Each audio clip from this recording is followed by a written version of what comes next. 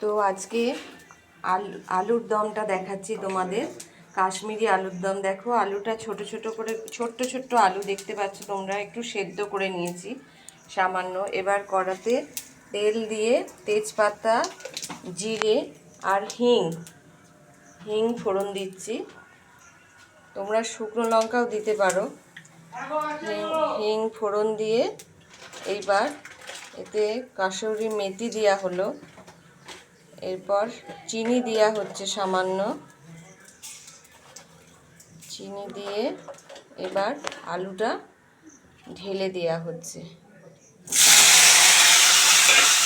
একটু ভাজা ভাজা হবে এটা লাল করে।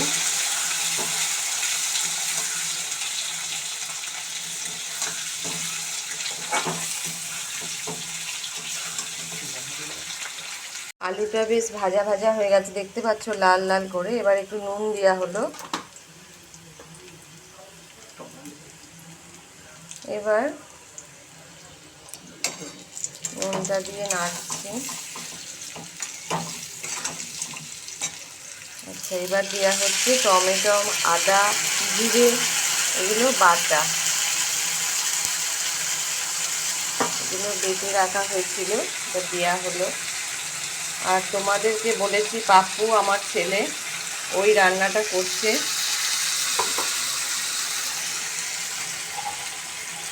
এবার দেওয়া হচ্ছে হলুদ,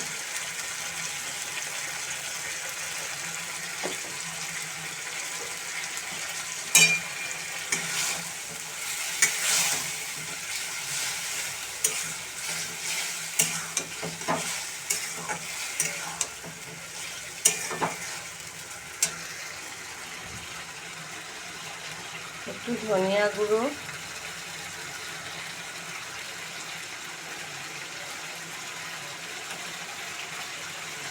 কাঁচা লঙ্কা,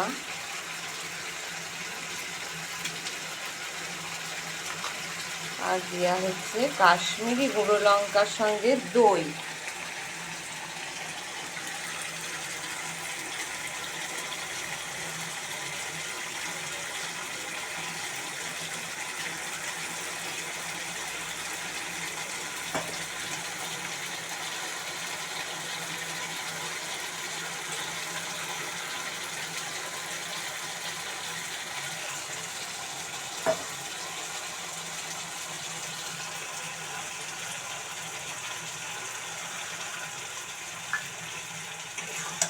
এবার এটা থেকে যতক্ষণ না তেল ছাড়ছে একটু